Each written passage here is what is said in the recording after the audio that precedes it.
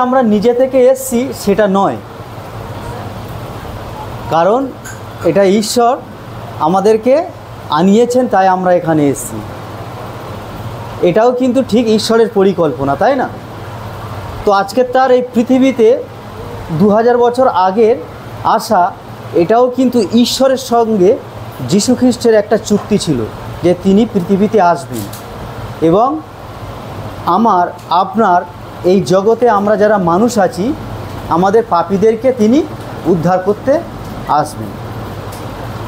এই উদ্ধার করার একটা প্রসেসও আছে। কীরকম? যেমন ধরুন আমরা মানুষ, আমরা সবসময় ঈশ্বরকে পাওয়ার চেষ্টা করি, ঈশ্বরকে আমরা ডাকি, কিন্তু ঈশ্বর আমাদের কথা শোনেন না বা ঈশ্বর আমাদের কথা শুনতে পান না। আমরা হয়তো এরকম ভাবি, তার জন্য ঈশ্বরের কাছাকাছি আমরা আসার চেষ্টা করি, কিন্তু ঈশ্বর আমাদেরকে বারংবার আমাদের প্রশ্নের উত্তর তিনি দিতে থাকেন। তিনি তার বাক্য থেকে, প্রকৃতির মাধ্যমে থেকে এবং যারা প্রচার করেন সেই পুরোহিত, তাদের মধ্যে থেকেও তিনি আমাদেরকে বোঝানোর চেষ্টা করেন, কিন্তু আমরা বুঝতে পারি না। এরকম অবস্থার মধ্যে থেকে যে কিভাবে কি হবে, যেমন ধরুন একটা পিঁপড়ে, সে লাইন দিয়ে যাচ্ছে, পিঁপড়ের দল, হঠাৎ করে মেঘ করেছে বৃষ্টি আসবে। এখন সেখানে আমি যদি বলি এই মেঘ করেছে বৃষ্টি আসবে, তোমরা যাও নিরাপদ স্থানে চলে যাও এবং তোমরা গর্তের মধ্যে ঢুকে যাও, নতুবা তোমরা এই বৃষ্টির জলে মারা পড়বে, তোমাদের বংশ নষ্ট হয়ে যাবে, তোমাদের লাইনচ্যুত হয়ে যাবে, তোমরা কেউ কাউকে আর পাবে না, তোমরা নিরাপদ স্থানে চলে যাও। তারা কি আমার কথা শুনবে? আমার কথা শুনতে পাবে? কারণ আমি মানুষ। এই জন্য যিশুকে এই পৃথিবীতে আসার কারণ যে তিনি ঈশ্বর হয়েও তিনি মানুষ রূপে এই পৃথিবীতে এলেন, কারণ আমরা যাতে তার কথা বুঝতে পারি, শুনতে পাই। কিন্তু আমরা এমন মানুষ যে যীশু খ্রিস্ট যখন এসছেন, তিনি যখন আসছেন সেই গাধার পিঠে চড়ে, তখন আমরা বলছি কি হোসান্না হোসান্না, কি বলছি? যে তুমি দাউদের সন্তান, যে তুমি নিজে মুক্ত হও আর আমাদেরকেও মুক্ত করো। তার মানে তুমি নিজে স্বাধীন হও, আমাদেরকেও স্বাধীন করো।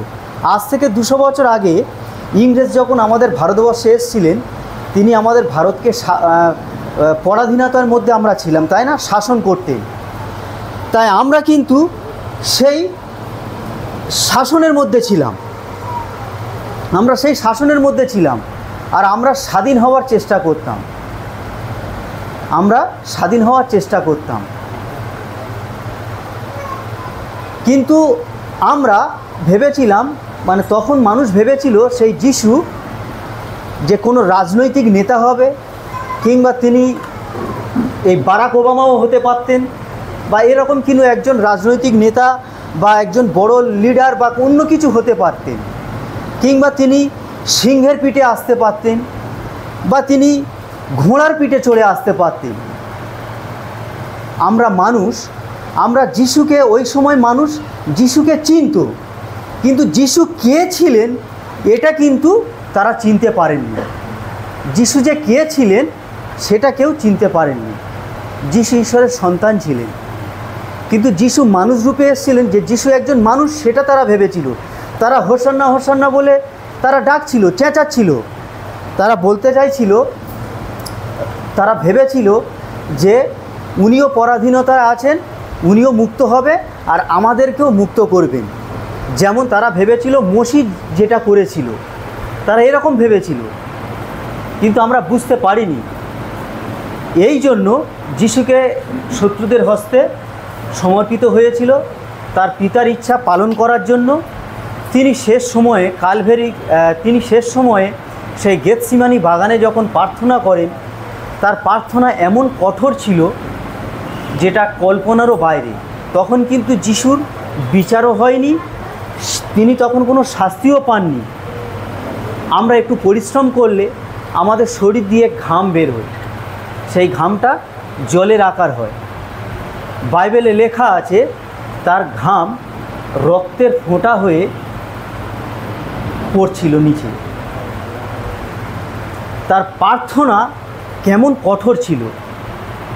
তার প্রার্থনা এমনই কঠোর ছিল, তিনি বুঝতে পারছেন যে আমার নিজের লোক সেই শত্রুদের হাতে আমাকে ধরিয়ে দেবে, আমার যে শিষ্য সেই শিষ্য সে আমাকে অস্বীকার করবে। আমরা বাইবেলে দেখতে পাই যে পিতর যিশুকে অস্বীকার করেছে এবং জিহুদা যিশুকে ধরিয়ে দিয়েছে, আর বাকি 10 জনের তারা তখন পালিয়ে চলে গেছে, বাকি 10 জন তারাও পালিয়ে চলে গেছে। তাহলে যিশুর নিজের বলে সেখানে কেউ নেই, কেউ ছিল না, তার নিজের ছিল সেই 10 জন শিষ্য, তারাও চলে গেছেন। তিনি কি মনে মনে কষ্ট পাননি? তিনি অবশ্যই কষ্ট পেয়েছেন, কিন্তু পিতার কাছে তিনি বলছিলেন যে পিতার কাছে তিনি তার প্রার্থনা ছিল এই যে এই পানপাত্র আমার থেকে সরিয়ে নাও, কিন্তু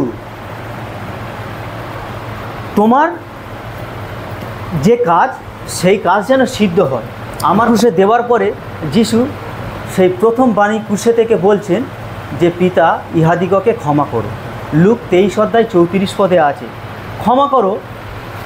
শুধু যে ক্ষমা করো কথাটা বলা, তার কারণ তিনি বলতে চাইছেন যে ওরা জাগতিক সেই দৃষ্টির মধ্যে, জাগতিক ভঙ্গিমার মধ্যেই ওরা চলছে, কি যে মাংসের অভিলাষ, জীবিকার দর্প, এর মধ্যে ওরা এখনও পড়ে আছে। ওরা বলছে যে যারাই বলছে যে তোমরা আমাকে মুক্ত করো, নিজে মুক্ত হও এবং মানে নিজে স্বাধীন হও এবং আমাদেরকেও স্বাধীন করো, আজকে তারাই বলছে ওনাকে ক্রুশে দাও, উহাকে ক্রুশে দাও, ক্রুশে দাও। কারা? নিজের জাতির লোক, নিজের সমাজের লোক, নিজের সেই শিষ্য যারা, তারাই আজকের বলছে। এটা কি মর্মান্তিক! একটু আগে আঙ্কেল বললেন যদি আমার ছেলে যদি আমাকে কোনো রকমভাবে দোষারোপ করে আমার কি কষ্ট হয় না?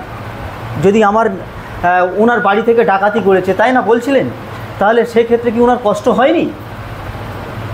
আমরা এরকমও গল্প শুনেছিলাম, একটা ডিম 4টে ভাগ করেও পর্যন্ত খেয়েছেন। যদি সেই লোক যদি আঘাত দেয় সেটা কি কষ্টকর নয়? আজকে যিশু সেই কষ্টের মধ্যে থেকেও তিনি গেছেন, বলেছেন যে পিতা ইহাদিগকে ক্ষমা করো। যিশু ভাববাদী 53 পদে লেখা আছে যে তার শরীর কি হয়ে গেছে, তার এমন রূপ বা তার এমন শোভা নেই যে তার দিকে আমরা দেখি বা তাকে ভালোবাসি। আজকের আমরা ঈশ্বর বলে তাকে আমরা সবাই সম্মানিত করি বা ভালোবাসি, প্রশংসা করি, কিন্তু তখন এমন একটা সময় ছিল যে সেই দৃষ্টির যেন তার দিকে দেখি সেই শোভাও পর্যন্ত নেই, এমন অবস্থা। আমরা আজকে নরাধাম। খ্রিস্ট বিশ্বাসী যদি ক্ষমা করতে না পারে তাহলে জানতে হবে তার যে পাপও সে ক্ষমা পায়নি। আমাকে ক্ষমা করতে হবে, হ্যাঁ, এইটা, হ্যাঁ, এই ক্ষমা আমি তখনই পাবো যখন কাউকে আমি ক্ষমা করব। তাই আমরা অনেক সময় এই প্রভুর প্রার্থনা অনেক মণ্ডলীতে অনেক ভাই বোন মুখস্থ বলে যায় ওই পরম্পরা রীতি অনুসারে, কিন্তু তাদের মধ্যে ক্ষমা নেই। হ্যাঁ, 13 পদও লেখা আছে। কি আছে 13 পদটা?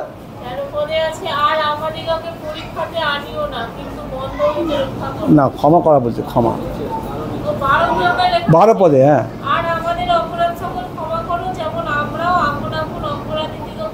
করিয়াছি। আমাদেরও এই খ্রিস্ট বিশ্বাসীদের একটা বিশেষ, এখানে আর তার দরকার নেই, সুতরাং বিশেষ একটা গুণ যেন আমরা পরস্পর ক্ষমা করতে শিখি, আমাদের ক্ষমা চাইতে শিখি। আমাদের এই ক্ষমা করার মনোভাব আমরা দেখেছি না, যখন উড়িষ্যায় গ্রাহাম স্টেইনকে যখন পুড়িয়ে তার দুটো ছেলের সঙ্গে গাড়ির মধ্যে বন্ধ করে আগুন দিয়ে পুড়িয়ে মেরে দিল, হ্যাঁ, জ্যান্ত তাদের পুড়িয়ে বাঁধল। আর তার স্ত্রী কী বললেন?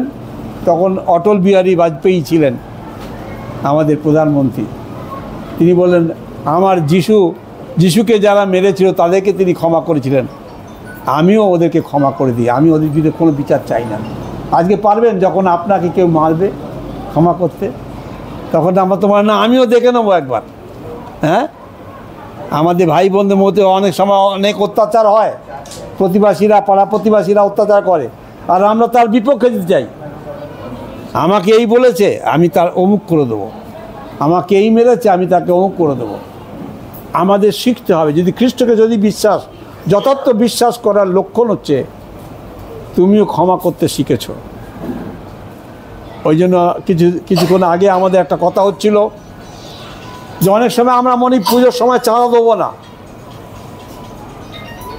পুজোর সময় চাঁদা না দিলেই কি আমি ভালো খ্রিস্টান হয়ে গেলাম? হ্যাঁ, আমার মধ্যে আরও অনেক মন্দতা রয়েছে, সেগুলো কি হবে?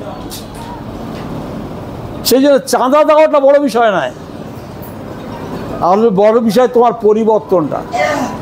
তুমি যদি পরিবর্তিত না হও, নূতন সৃষ্টি না হও, তোমার মধ্যে ওই মানসিক সব চিন্তা ভাবনা সমস্ত কাজ যদি থাকে, তখনও তোমার মধ্যে খামতি রয়েছে। তখনও তোমার কাছে ঈশ্বরের কাছে প্রার্থনা করা দরকার যে প্রভু আমাকে সেই ক্ষমার ভাব দাও, যেন আমি ক্ষমা করতে শিখি, যেন ক্ষমা করতে শিখি, যেন ক্ষমা পাই। কারণ তোমার পাপ তোমাকে ধরিবে। ঈশ্বর চান যেন আমরা ক্ষমার জীবন লাভ করি। আজকের বাক্যে, এই বাক্যে আমরা একটা